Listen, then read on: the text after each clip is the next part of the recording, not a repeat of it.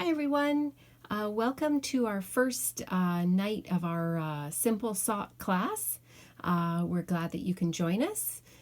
If you haven't already joined in, send us a message and we will email you the pattern if you like for the simple sock we're going to make. We're going to use pretty much my favorite sock yarn at the moment. This is called Novita Seven Brothers. It's from Finland. It's a beautiful blend of wool and nylon, and it makes sort of a hiking sock or a boot sock weight sock. I've made a few pairs for my husband and they are awesome, and he said, oh, I'd really love another pair, and I said, well, okay, sure, I can do that. And I thought, well, I might as well document this pair so that you can knit along with me. I'm doing 44 stitches on a 3.5 millimeter needle, and you'll see when you have a look at our emailed pattern that we give you a couple size options, and there's more details about sizing options on that one, on the pattern itself. But for demonstration purposes, this is 44 stitches on a 3.5. So I've cast on all of my stitches onto a single needle, and what we're going to do is we're going to divvy up these stitches and join you in the round so that you can knit your sock in the round on the double points. So if you have a favorite nice and stretchy cast on, use that. If you don't, go to our YouTube channel and check out our super simple stretchy cast on that we really like to use. It's very, very simple. So 44 stitches. Now I'm going to divvy up these stitches so that we are going in the round. So take one of your spare needles and go to the end of the needle that does not have the yarn attached. And we are going to slip just from the left needle to the right needle. We're going to slip 16 stitches.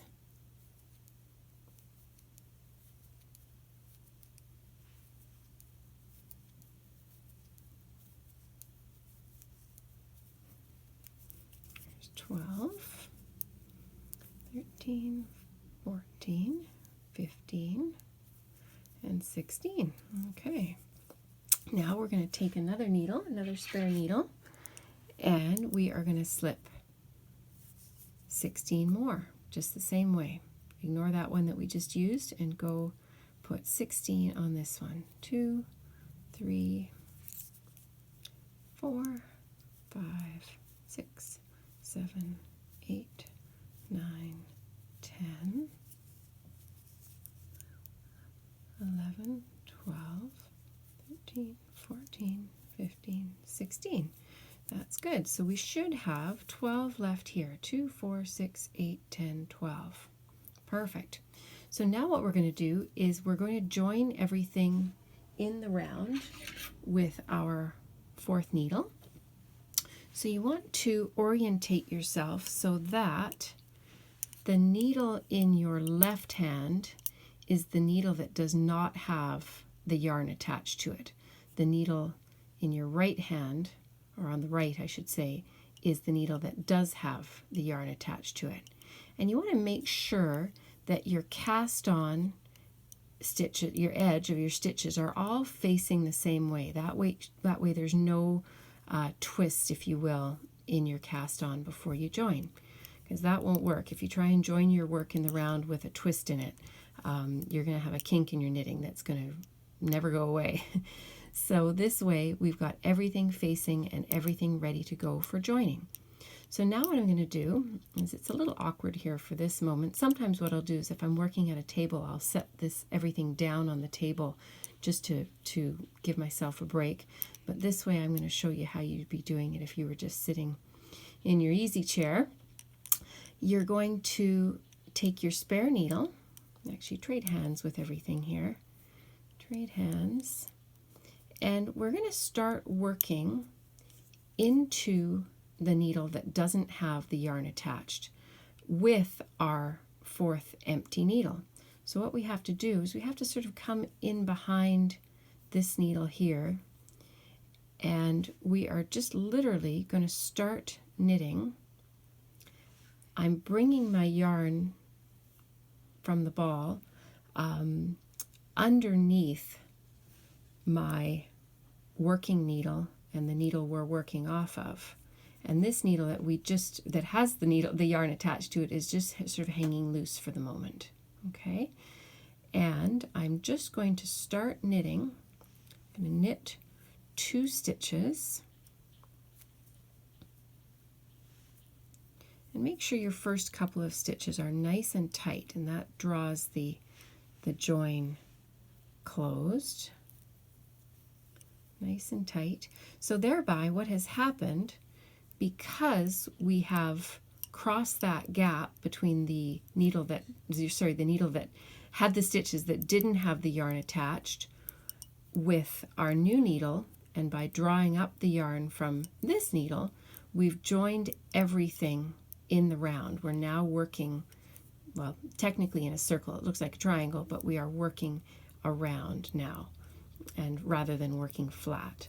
So I've knit 2 stitches, and we're going to do knit 2, purl 2 ribbing on this sock because it makes a nice stretchy cuff. I'm knitting 2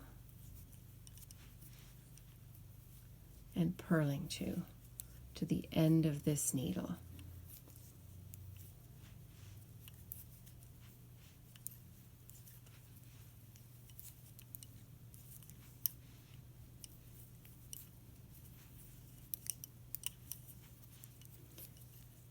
And it's a little awkward at first working with the 4 needles, but you sort of have to keep in mind that the 2 needles that you're actually working with at any given time are the only 2 you need to focus on.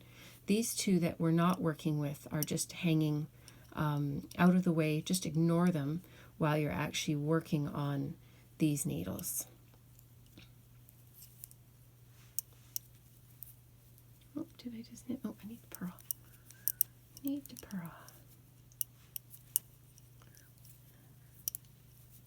And if I look a little bit awkward, it's because I'm trying to knit with a camera in front of my face that's trying to get between me and my knitting. So I'll try not to be too all thumbs on you here. So you get to the end of that first needle, and now we're just literally going to do the same thing. We're going to move around the corner here to this next needle, are the stitches that we're going to be working on, but we're not going to be using the needle that we just knit onto. We now have a spare needle here. So again, ignore the needle that we're not, the 2 needles rather, that we're not working on. Start knitting into the first stitch of this needle, and I'm holding the needle that we just knit onto I'm going to hold that at the front of my work just so it's out of the way. Now we are going to start again on this second needle, knit 2, purl 2 to the end of it.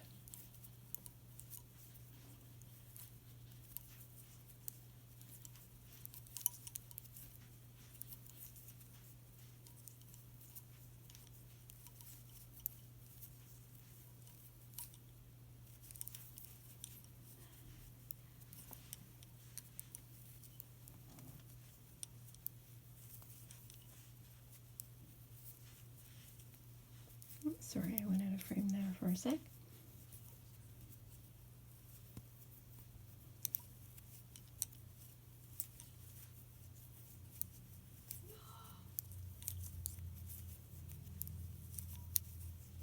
I'm sorry if you can hear my 12-year-old playing Minecraft in the background.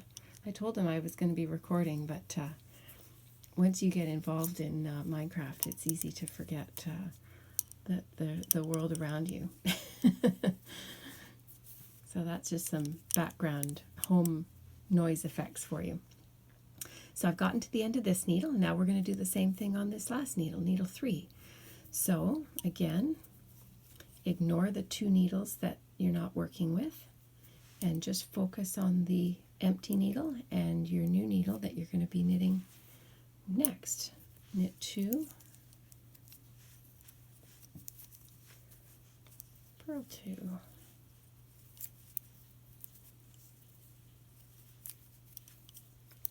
knit 2, purl 2.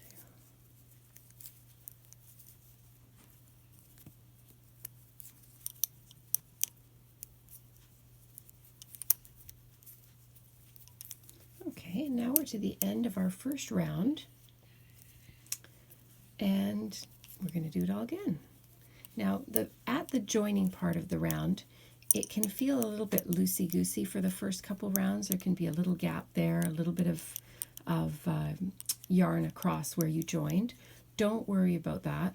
Just literally when you go to start your next round on the next couple of rounds, just make sure your first 2 or 3 stitches at the join are nice and tight. I'm just going to sort of pull up on my yarn here tightly, and that will eventually, after a couple rounds, that will sort of cinch that join closed.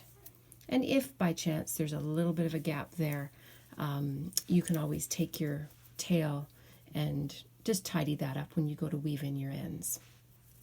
So now, literally, that is joining and working in the round. And this in general, like if you can sort of look at your work here as a triangle, this needle that I just started working on just after the join is considered needle 1. The middle one is needle 2, and the needle here is needle 3. So later on when we get down to the heel, it's going to sort of, we're going to be talking about needle 1, needle 2, and so on, and that will matter. It doesn't really matter at this point. So now what I'm going to get you to do is do, depending on the size you're doing, and you can refer to the pattern for this, about 3 to 4 inches depth of this knit 2, purl 2 ribbing. And that will give us a nice cuff. These are not high socks. These are more just like sort of a cozy slipper or boot sock. I don't tend to make the cuffs very high. 3 or 4 inches is usually good. Yeah, so you can do a little bit of homework. We will post another video in 2 evenings from now on Facebook and YouTube. So yeah, so do your 3 to 4 inches of ribbing and have fun. See you soon.